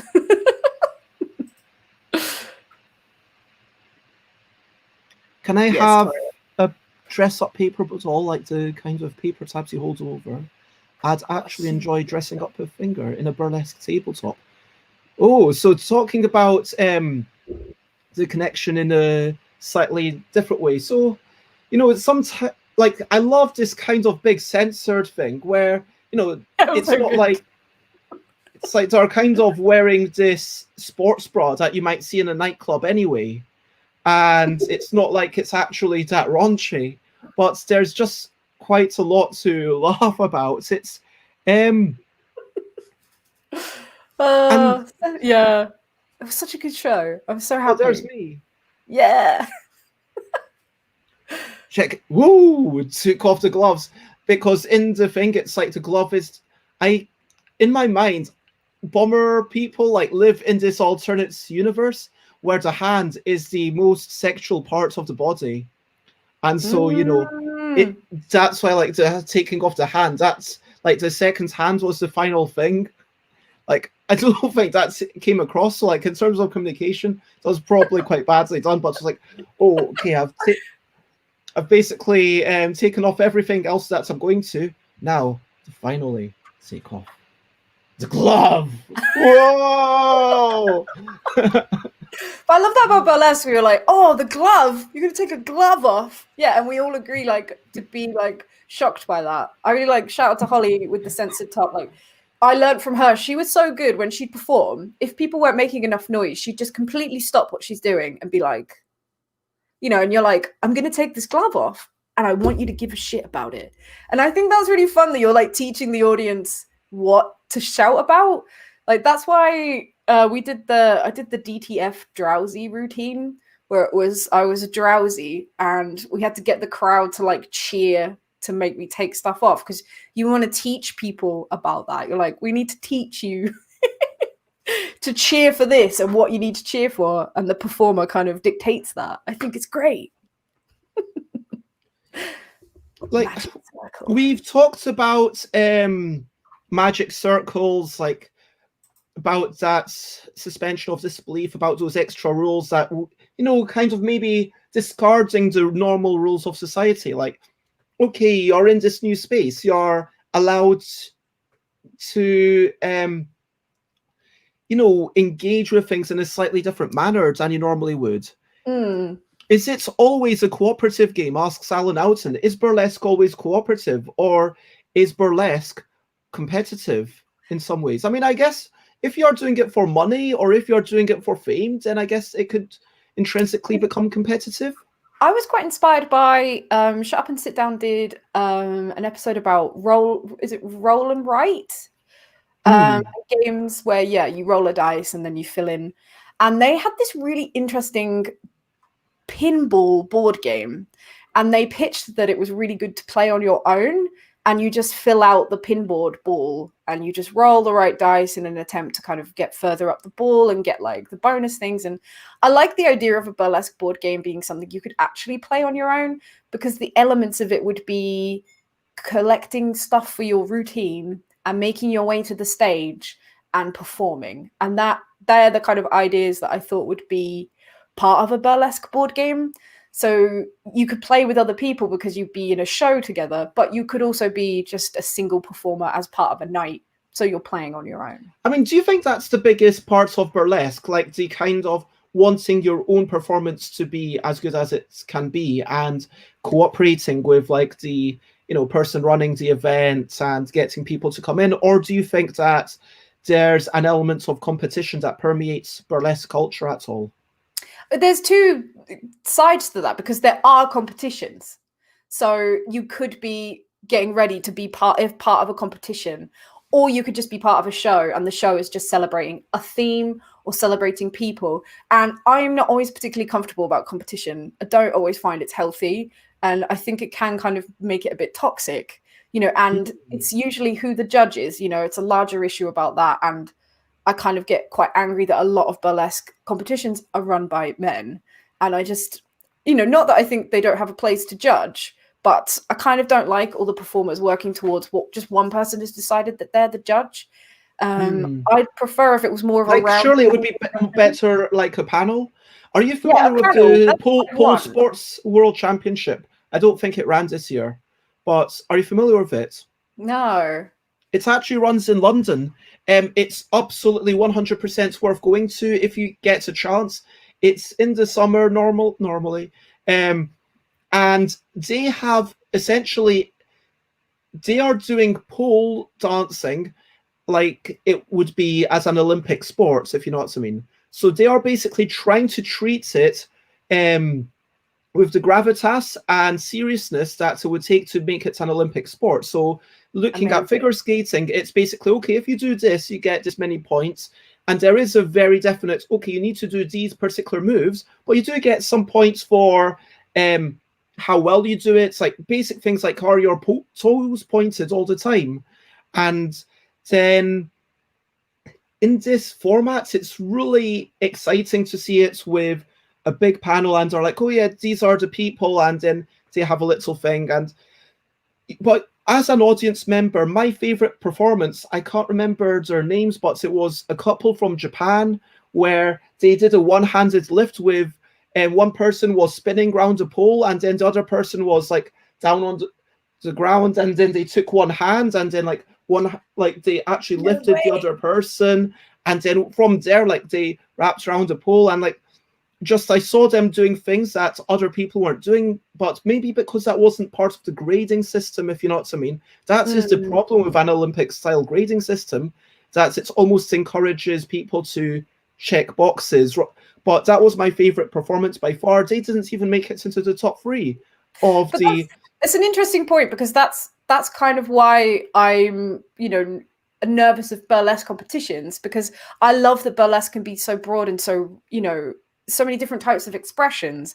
And I think when you start to hone in on like, did they do this particular move? Like, how traditional was it? Or how well did they, I think it's so like almost ambiguous and subjective that I think you can kind of suffocate the art form basically by having a competitive element. I think competitions are good, but for me, I prefer burlesque shows that are just people doing their acts.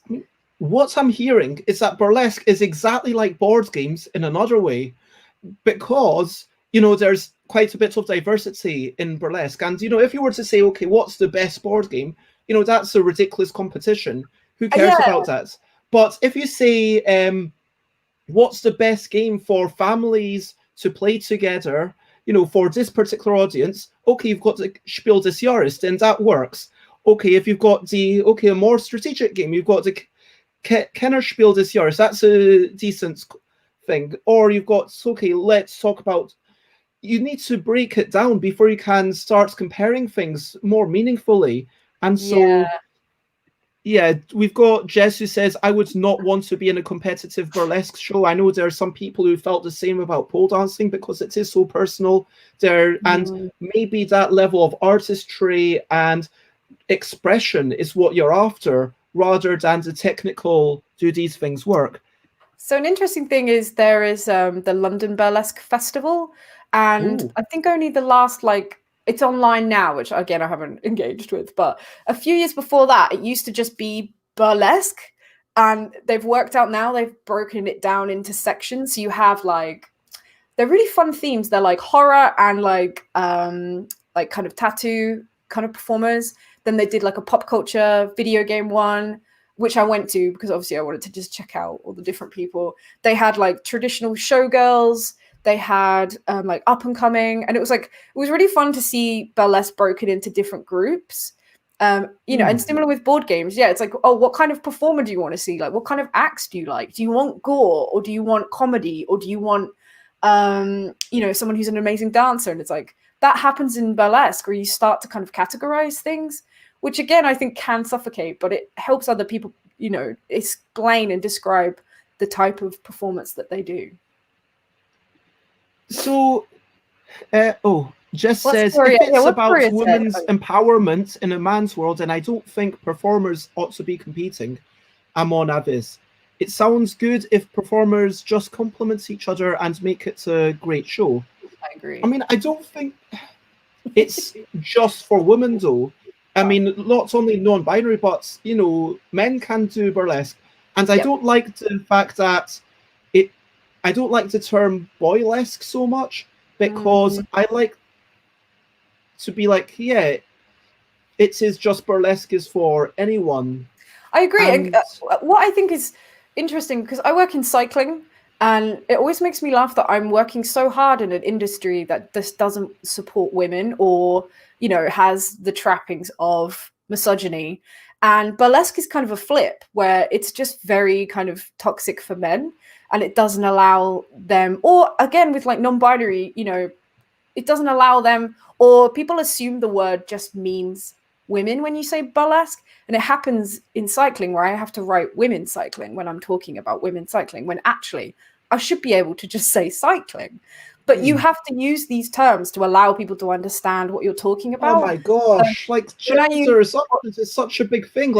Did you see this thing on the BBC Sports where they were lauding someone who got some great scores, and someone was saying, hey, BBC Sports, could you make a separate account for all the women's sports, because I just want to hear about the men's football. Why are you, for our American listeners, I'm talking about what you call soccer, but I just want to hear about men's football. I don't want to hear about women's football. When you shared these stats, I thought it was for real football.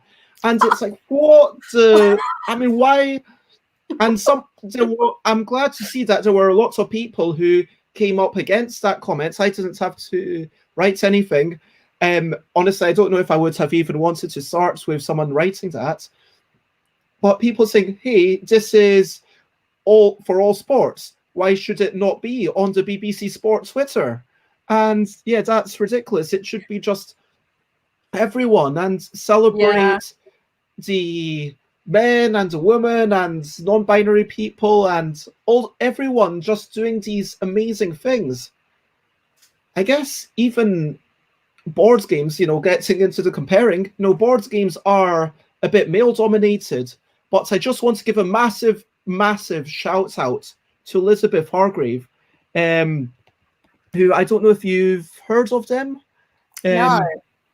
So I'm just going to give paste a quick link and share this thing that Elizabeth Hargrave made. And, they've got, okay, look, here's a whole bunch of different designers. And if you want to check out who's in Europe, they had to stop somewhere. So it's only published designers. Well, and so you've got, hey, there's a lot of women and non-binary people doing game design, and look at all these amazing people who've made all these amazing games just in Germany, and here's the people just in the UK. Amazing. And Rena's amazing, Hazel, saw them, only kind of some of them have, and because it's a small industry, I know basically all the board game designers, and there's me when I had a Tash, like, but yeah, there's Ellie Dix and Holly Gramazio, and yeah, there's YE, who worked with Dave Turksey on a couple of games, and I actually spoke with them on the phone about some work that I can't talk about that are starting up, which is quite exciting. And yeah, hopefully you're going to see more things from all these people. But when you look at Board Game Geek, it's so, the type of games that go up to #1 are, you know, so male dominated. I think Elizabeth Hargrave might have the only game in the top 100 that was designed exclusive without any male people in the actual design, if you know what I mean, which is kind of sad. Oh God. I want to talk about Toria's comment. Did you see the co-op tabletop burlesque game? Yes, okay, so wait. Just because I like the comment at the end. Oh yeah, and this. Let's address this first before we go back to burlesque themed board game. We'll talk about that for 5 minutes. So Toria says, I like to think of boylesque as a certain type of non-traditionally masculine appearance, but muscly hairy men I still think of as burlesque. But that's me. I can get that. Because for me, with marketing and advertising the show, I had to say burlesque, boylesque, because if I just said burlesque, people would assume it's just all a women lineup. So I had to use that word to just kind of let people know when they're looking at the show that we're not going to have, we're going to have others. But I guess I tried to always put non-binary as well. But, you just start to run out of space with its tweets and social media, which is frustrating. But yeah, I probably could have just used anyway. But that's why I was using it, which I agree I'm kind of not fully comfortable with that phrase, because burlesque should just mean everybody. But it's annoying. Yeah, so let's go back to spending 5 minutes thinking about what would a burlesque-themed board game be like. I mean, Toria says that there aren't enough cooperative tabletop games. I would say that in modern years, since Pandemic came out, not since the pandemic, but I know for some people it might be a sensitive topic, but Matt Leacock definitely popularized, cooperative board games. There's no denying that. Of course, Reiner Knizia started it earlier with Lord of the Rings. It goes back deeper into history, but then recently, from Matt Leacock, we've got the Forbidden series. We've got so many things, and yeah, I think that in France, I think there was actually more cooperative games than competitive games in the Asdor. I think I'm pronouncing it correctly. Asdor. It basically means the Gold Award of the year. It's what the awards that they give for board games. So like they've got a kids game, a family game, and a more strategic game. I think they might have 4 categories. Anyway, basically, more and a good chunk of them were cooperative, and I played so many great cooperative.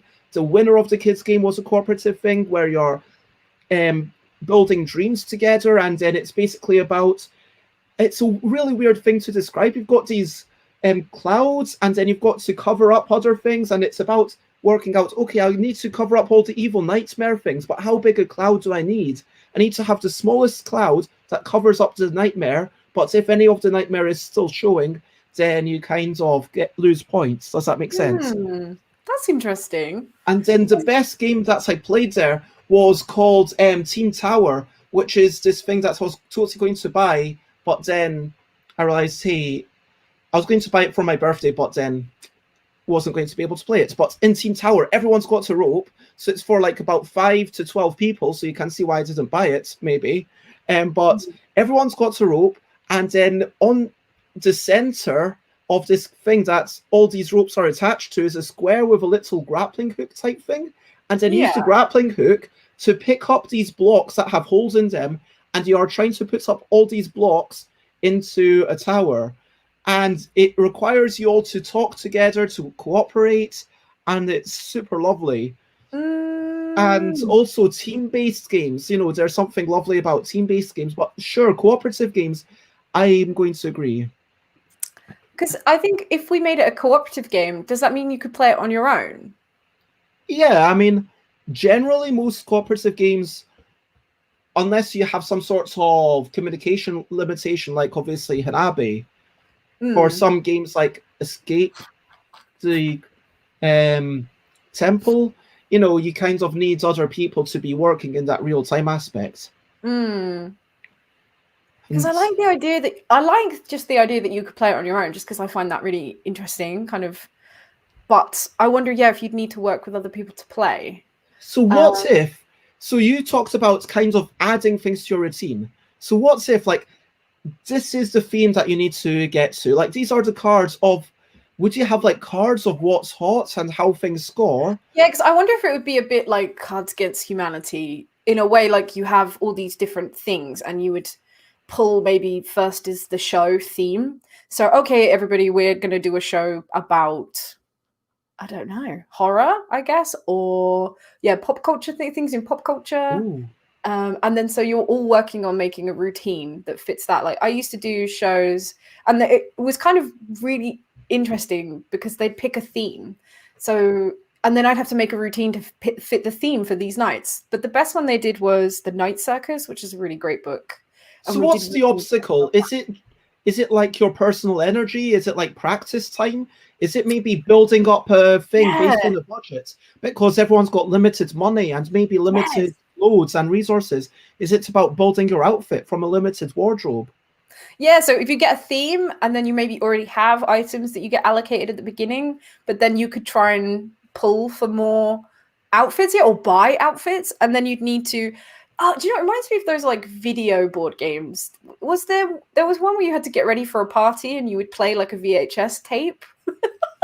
So imagine it's like, okay, the show's gonna, you've got a timer of when the show is, and you need to get your costume, practice your routine, nail your music, give the information to the host. Like you could get really granular with it. Do they know where you need your props on stage? And then by the time I do the show, and then I guess how would you judge like if the audience likes the show? That would be quite interesting. I mean, there would be like the cards that say, okay, I mean, like when you add maths to something that's meant to be somewhat creative, it's always difficult because, I mean, thank you, Toria, like who said that doing it to Firestarter was awesome. Like Firestarter Bomberman, I was quite chuffed with that. And it's like, okay, rather than everything else, which is quite slow and sexual, this is like this. Yes. Such a great track for that, though. Kind of just going round, and you are the like. I had like the fate bomb in one thing, and like was giving birth to a bomb, and like the start of another one. I loved that.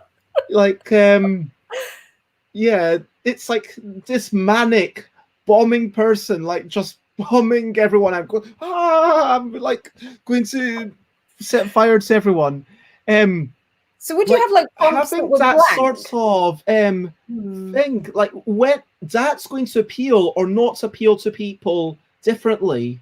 But I think you have to just say, okay, these are some sorts of traits with these cards. Like this clothes has +1 horror, +2 sexy, +3 thingy, and maybe you score your highest attributes. So if the horror is the highest attribute, then you get like scored for the horror and so forth. And maybe like if you're playing it in solo, it's kind of like you're working through this deck of cards where you're kind of trying to maximize one of your scores, but still on the audience, like for that night, it gives like a multiplier to all of these. So maybe like tonight, horror counts as double, or I don't know. And then yeah, the cards have like multiple points. Yeah. Okay. Alex says there's a few games about putting on a show like Shakespeare and Historio. Maybe you could put together the best acts you can afford and try to make money. Oh, and I didn't say, because I really like the idea of the drawing game. Is it Petit Mort something? But where you get a piece of paper and I'll draw something and then I fold it over and hand it to you, and then you draw the next bit and then we hand it over to somebody else. And I like the idea of that being your costume. Because then that's different every time, and it doesn't account to anything in the game, but it's just a fun little thing that you do, so that at the end you unveil it and you're like, oh, okay, that's my costume. Or maybe you could have like, you know, like the little kids toys where you rub on a bit of paper and you have like the embossed kind of outfit and then you rub it on a piece of paper. I just like drawing, so I just think that would be fun. Now, I did a couple of links in the chat to I'm so not take sure it off. So one of them, I'm not sure if I'm able to show, but Take It Off is in Board Game Geek, and it's basically a game for people who want to have sex. And basically it's a game about foreplay. Basically, the game involves you taking off your clothes physically, and this is the kind of game. It doesn't look that well designed. Like I imagine a lot of games that of this kind of theme are probably not going to be the best designed things. I imagine it being sold in a sex toy shop where people are maybe a little bit less discerning about the exact ways that the game mechanics. Then we've got, I think it's okay for me to show this. I hope it is.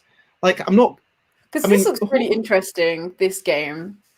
So from 1969, and this one isn't on Board Game Geek, which is interesting. And this feels like it's actually themed around burlesque, which is kind of interesting.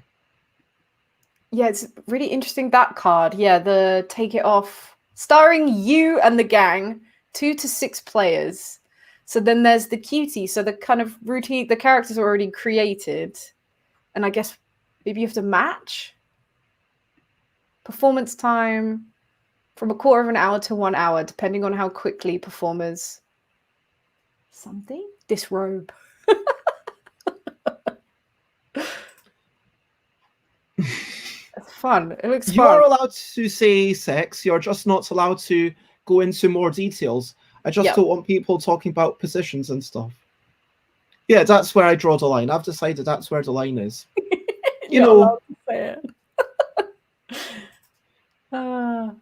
Yeah, this game looks great. I'd love to actually see it and play that. It looks really, really. Hunter and Kroon did a top 10 adult board games about sex games list. They played them off camera, but then reported about them. Even though that's in German, I think that a lot of people in chats would be excited to see that. So if you could post a link, that would be awesome. Yeah, I'd love to see that. That sounds really interesting. Interesting what elements they have that you could then incorporate maybe into a burlesque board game. Like, it feels like... so you talk... I can't remember what it's called. Yeah, the game where you fold up the paper that you were talking about and everyone has a wee bit. Like, that's a really old folk game. But it feels like you could do that with cards. Maybe with semi-transparent cards. It's Exquisite Corpse, it's called. That's the one, Exquisite Corpse. Yeah. Okay, but like, imagine... Maybe this is making the game too expensive, but imagine semi-transparent cards. So you've got, you know, each different layer is on a different card, if you know what I mean. Yeah. And then you put it on, so you assemble your outfits, and then you put them all together, and then they all have different stats, and then at the end, you know, just for fun. This doesn't get you any points, but once you've assembled your outfit, then you get to kind of take them off one at a time until. And it plays a track. Like I love games like where there's music, or you pick your own music, and then you're like da da da da. Over Thank 18 you, link. Sit. I'm going to copy and paste this link for the Facebook and YouTube people. Just interesting. But yeah, imagine the only thing is if you had clothes that were fitting, you'd only have one body shape. Do you know what I mean? That feels problematic. Like, how would you deal with that? Yeah, because I'd almost want it to be a little bit more abstract. Like your character isn't like human, maybe. Or I like this. Alex says, "How about thinking about the choreography? Like maybe you're taking off the clothes like at certain times in the music. Like maybe maybe." Matt, can you get me a drink? Can I have a Monster, please? Sorry, getting a drink. We do definitely have to finish in 9 minutes because I have promised people that it's going to be definitely limited to 2 hours. But can I burlesque as a tentacle monster? Says Soria. Why would it have to be humanoid? I think when you can just be anything. You're all monsters. What's that? Isn't there like an Attack Tokyo game where you're all different kaijus? Like, oh, do you mean it's just called King of Tokyo? King of Tokyo, yeah. Yeah. Oh, can I have a monster, please? I'll have that as well, yeah. Bit of both, bit of coffee and. So, like, I'm actually, you know, this gives me another idea what we should do. So today we kind of, let me just, I'm going to stop it there. We could have talked about board game themed burlesque, which we didn't really get into. No. Probably should have. I think this is almost like phase 1 of like just chatting about the themes, you know? I'm just going to share this other link in the comments. Oh man, Sate's got all the sexy cyber bunny. Imagine that. Yeah, there's some good things too. I want to see that. Lots of batteries. Arkham Horror, the burlesque game, please.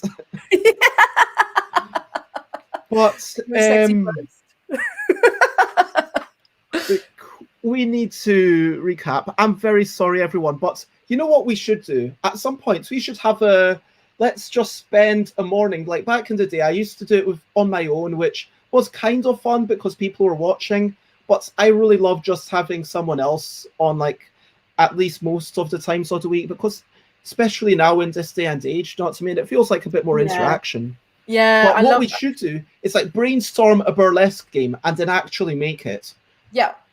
I really love watching people do that on Twitch, where you have like a board, like a to-do list, or you start adding stuff to it. So you could have the chat and someone else talking, and we add to a big collaborative thing that everybody can see. We're like, okay, we've added this, but does that sit in with here? And yeah, just making a big kind of like board game idea map thing. Okay, so we've got 5 minutes left. So look, we talked about Monopoly, we talked about television, we talked about drinking, we talked about spiel, we talked about, you know, how you get inspiration from other things in burlesque, just like a board game. We talked about how there's magic circles and alternate rules, just like a board game. We talked about how diversity is something you have to think about, exactly like a board game.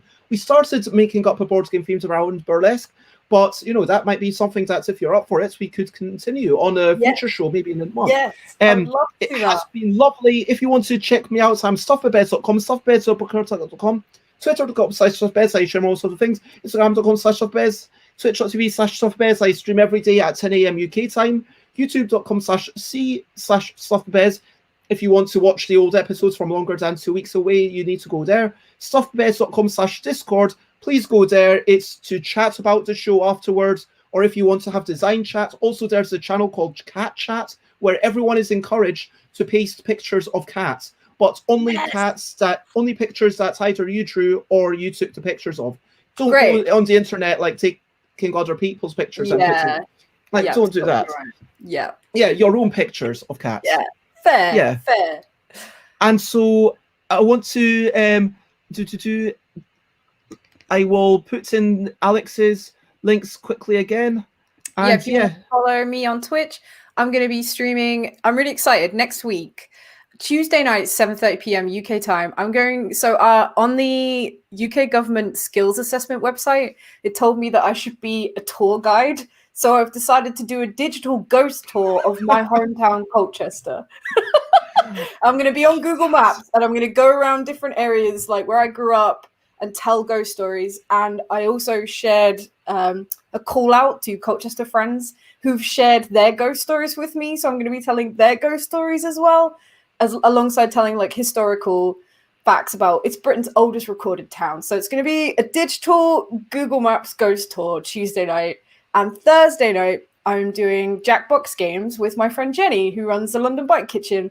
So we're going to just be playing games. You can come and hang out and join us. So I've got 2 really fun streams next week. If you want to come and hang out, that'd be great. That sounds amazing. Toria, yes, please come in, join the cat chats, paste pictures of your cats, invite all your friends to join the cat chats. Although she has tentacles, I'm in love with tentacles. There are trolls everywhere. There are trolls in my hair. There are trolls everywhere that I look. There are trolls to spare. And one offered my free tango lessons. And without even thinking, I gladly said yes. Yeah. I don't know what this is about. But tentacles. Oh, apparently it's an actual song. Okay. Ah, wow. I assumed that you'd just written that. I thought you like this is really fun. Like you were a fun lyricist. Anyway, so I want to say thank you everyone. Thank you everyone for watching, for joining in the chat. It's been lovely having all the questions and the comments. Massive thanks mainly to Alex. Yeah, you have been awesome. Wait, there you go. Let's get the fingers touching. Yes. There we go. Now, we've got 2 minutes to ask. Over to you. What are you up to? Share anything only if you want to. Is there anything that you want to share? Something you're looking forward to? Hopes and ambitions? Can share anything you want, whether it's a boring fact or an exciting fact or important or maybe just silly fun. What are you looking forward to? I am going to be with my family, online in half an hour or an hour. We're having a bit of a chat. I am having the traditional post-spiel dinner where basically I'm going to get a Chinese takeaway and other people are going to get some random takeaway, and we will all eat and describe what we're eating and chat to the people that we normally chat with on Sunday after a spiel for the past 4 years. So we're going to keep that up. That sounds great. And that is me. Oh, thank you for that link. I'm really excited. I'm going to play Dread Collection 3. I've been tweeting about it so much. They actually gave me a game code. So thank you so much for that. But it's like loads of different tiny random horror games. The one I'm excited about the most to play it's called Sato Wonderland, and you have to interrogate a huge AI robot that attacked someone at a playground arcade thing. So it's a bit, I think, Five Nights at Freddy's, but an interrogating game. So I'm like really hyped. I'm gonna eat some leftover curry on toast, and then I'm gonna play that. Jess says they're chilling and reading about neuroplasticity, looking forward to getting paid, going to try to go to boot camp tomorrow morning at 6 a.m. before work. And yes, sure. So tomorrow at my stream, which is about 5 p.m. your time now, I will say, hey, Jess, have you done this? And if you're not in my stream, I'll message you and I'll be like, hey, Jess, A, why weren't you in my stream? And B, hey, did you go to the boot camp? Curry on toast sounds great. Add a poached egg as well. Poached egg on top of curry on toast. Oh, so good. So good. I don't know the times. Sorry, but I'll definitely ask you about it's in your afternoon, in my morning. But that is everything. Oh my gosh, we're over time. I'm so sorry. Okay. Next streams look at stuffabeds.com. please share, spread the word, and Mushrooms on toast. that Yes. is everything that we're going to go for. I see that Alley Cat games have just started. Are we gonna raid? Yeah, so QB's just started. So who should we raid? Either Alley Cat Games, who are having designer chats, or QB, who is a lovely person who is Games Unplugged and are doing fundraising for Dementia UK. I think QB fundraising sounds good. I think. What do you think, chat? Oh wait, we've had some people. Alley Cat. 2 people have said Alley Cat. Oh, okay. Okay, Alley Cat. Raid Alley Cat Games. Okay, so there is only one thing left to do, and I think you know what that says. And that one thing left to do is to say bye, bye, bye, bye. This is a goodbye song. Bye, bye, bye, bye. Thank you for watching along. Bye, bye, bye, bye. This is the end of the show. Bye, bye, bye, bye. And now it's time to go. Bye, bye, bye, bye. This is a goodbye song. Bye, bye, bye, bye. Thank you for watching along. Bye, bye, bye, bye. This is the end of the show. Bye, bye, bye, bye. And now it's time to go. Sorry. No, I can't go higher. Bye-bye. Bye, friends. Thank you.